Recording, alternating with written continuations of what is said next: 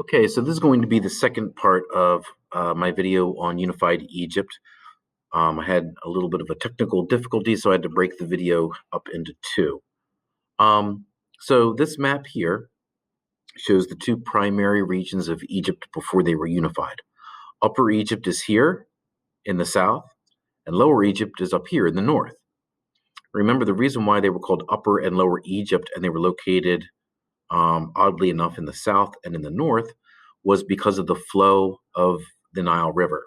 So Upper Egypt, think of it as upstream, and Lower Egypt, think of it as downstream. So way down in Central Africa, about 4,000 miles from where the Nile River leaves in the Mediterranean Sea. The Nile River begins in Central and Eastern Africa and makes its way to the Mediterranean Sea. As it comes through this area here, Upper Egypt, around 4000-ish BC, there rose up a civilization along the banks of the Nile River. We also have Lower Egypt, which is another civilization that grows up along the banks of the Nile River as well. Along comes a great warrior.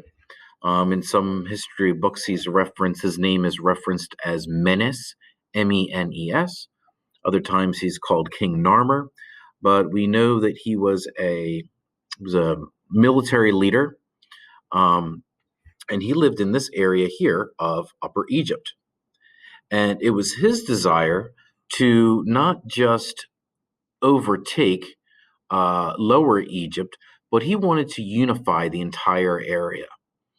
He actually, some accounts have that he made a plea to Lower Egypt, this Lower Egypt region here, and the civilization that was beginning here, and kind of saying like, hey, I would like for us to all be one.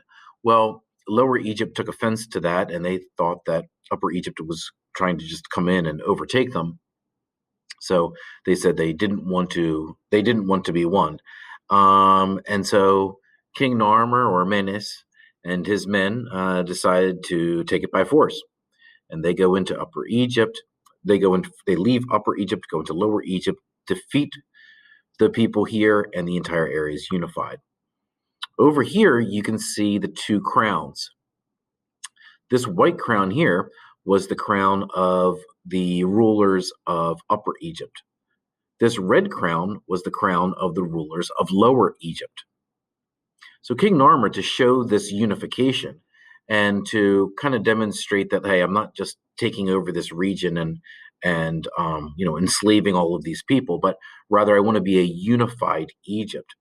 He then comes up with this crown, and this double crown, as historians call it, you can see have the Lower Egypt crown at its base, but it also has the Upper Egypt crown as well.